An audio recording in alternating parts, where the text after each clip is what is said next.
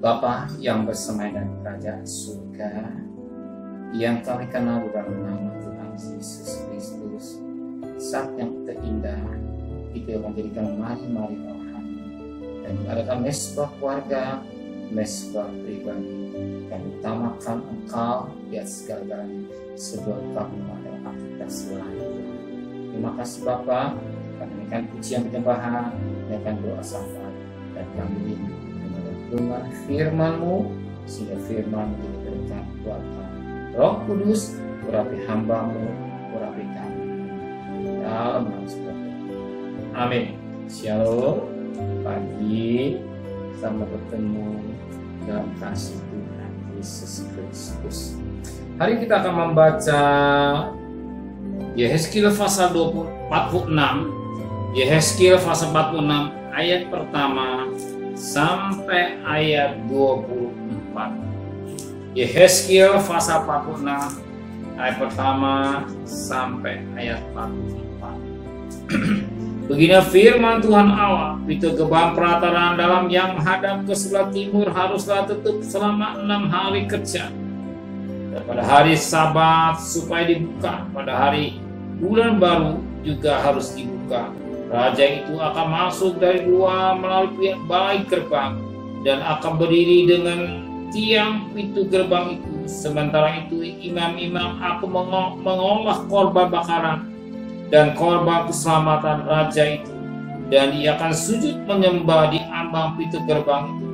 Lalu keluar lagi dari pintu gerbang itu, tidak boleh ditutup sampai petang hari.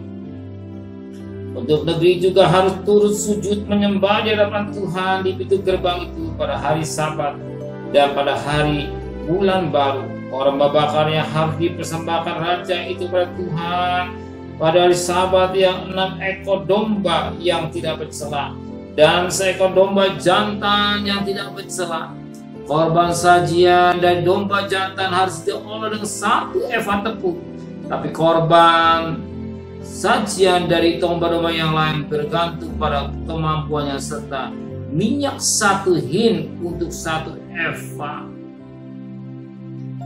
Ayat 8, kalau raja hendak masuk ke dalam, ia harus masuk melalui balai gerbang dan keluar dari pintu situ juga.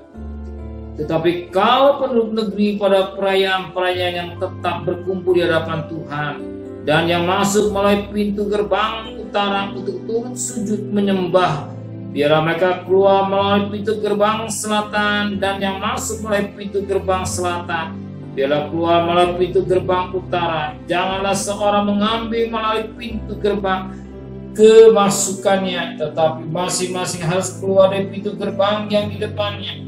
Baik raja itu, ia akan masuk bersama-sama mereka dan keluar bersama-sama mereka.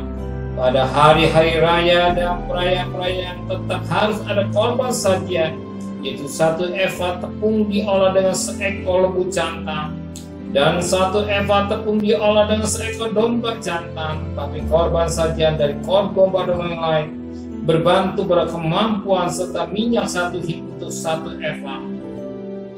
Raja mengolah korban bakaran sukarela atau korban keselamatan sukarela bagi Tuhan, maka orang harus membukakan pintu gerbang sebelah timur untuk dia, dan ia akan mempersembahkan korban bakarannya dan korban keselamatan ini seperti ia perbuat pada hari Sabat. Kemudian dia keluar, dan sudah ia keluar, pintu gerbang harus ditutup. Tiap-tiap hari ia harus mengolah domba yang umur 1 tahun dan yang tidak bercela sebagai korban bakaran bagi Tuhan. Setiap pagi dia harus melakukan itu. Di samping itu setiap pagi dia harus mempersembahkan korban sajian 1/4 hin tepung dengan minyak 1/3 hin untuk mencampur tepung yang terbaik itu. Itulah korban sajian bagi Tuhan. Tetapi itu tetap selama-lamanya, demikian mereka harus mempersembahkan domba dan korban sajian minyak setiap pagi sebagai korban yang bakaran yang tetap. Ayat 18, dan janganlah raja mengambil sesuatu dari milik usaha rakyat sehingga mereka terdesak dari miliknya. Hanya dari miliknya boleh ia mewariskan kepada anak-anaknya, supaya jangan seorang pun dari umatku desak dari miliknya. Lalu banyak aku melalui pintu masuk yang di samping pintu gerbang ke bilik untuk para imam yang di sebelah utara tempat kudus, dan sungguh di sana ia di bagian barat. Sekali ada suatu tempat, ia berkata padaku, di sini tempatnya imam-imam memasak korban penebus salah dan korban penghapus dosa dan membakar korban sajian, dan mereka tidak boleh membawanya ke pelataran luar, supaya dengan demikian mereka jangan menguruskan umat Tuhan. Didinya aku pelataran luar dan membiarkan aku pergi ke keempat sudut pelataran. Sungguh di setiap sudut pelataran itu ada lagi pelataran. Pada keempat sudut pelataran itu ada pelataran-pelataran kecil, 40 hasta panjangnya dan 30 hasta lebar. Tempatnya sama ukurannya. Menurut keempat pelataran kecil itu ada tembok batu, dan di bagian bawah tembok-tembok itu sekelilingnya diperbuat tempat-tempat memasak. Ia berkata, ingat dapur tempat memasak, di mana petugas-tugas bayi suci memasak korban sembelian bagi Tuhan.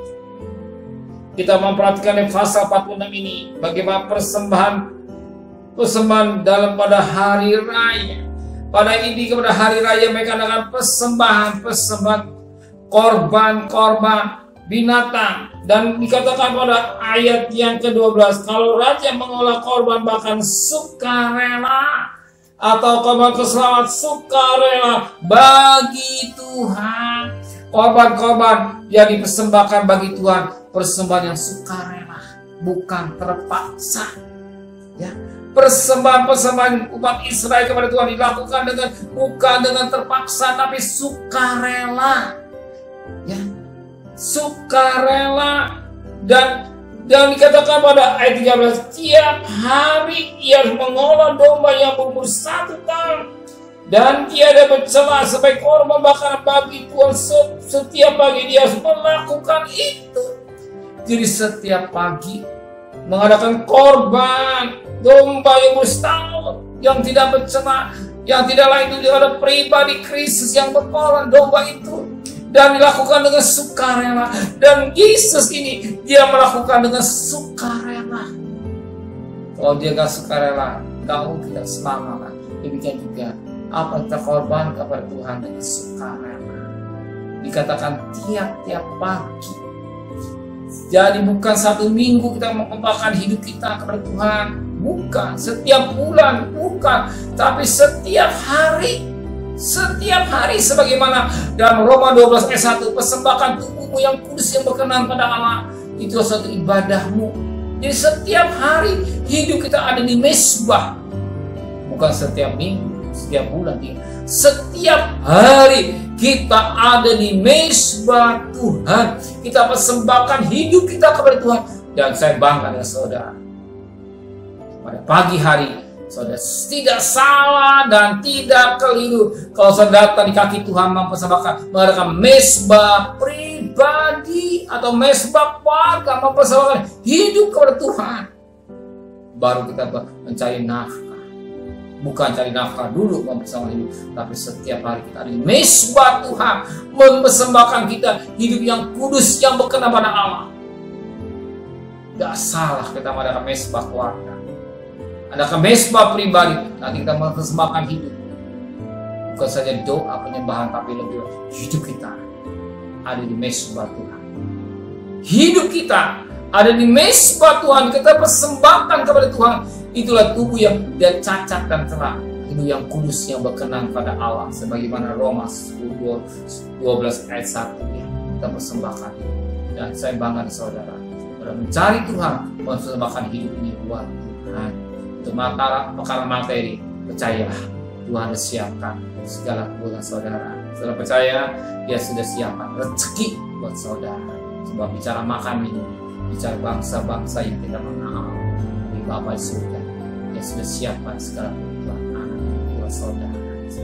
Terima kasih Bapa di surga, biar kami mau menjadi anak-anak-Mu yang berkenan kepada Tuhan. Setiap hari kadakan mezbah, di mezbah-Mu itulah tubuh yang kudus yang berkenan kepada Allah. Maka kita sucikan hati dan pikiran kami yang tidak baik, perbuatan kami yang tidak baik, bukan yang cacat tapi yang suci yang berkenan kepada Tuhan. Terima kasih Bapa, kembalikan kami pada besok pagi dalam keadaan tubuh yang sehat dengan tidak kurang 1 atau 3. Kami serahkan keluarga kami semua kepada Tuhan. Engkau tahu kebutuhan kami, Engkau tahu kebutuhan kami. Satu perkara Engkau tidak akan tinggalkan dan permalukan kami. Terima kasih Bapa di surga. Kami berdoa untuk Bapak Presiden, Wakil Presiden, para menteri, para gubernur, para bupati, para wali kota, para camat, para lurah, para RW, para RT, para medis, para relawan, para TNI, para Polri, bahkan mereka-mereka yang bekerja di depan berperang melawan virus corona. Patut kami berterima kasih kepada Engkau yang mati sudah semakin jauh berkurang, bahkan yang sakit semakin berkurang, yang sembuh semakin banyak.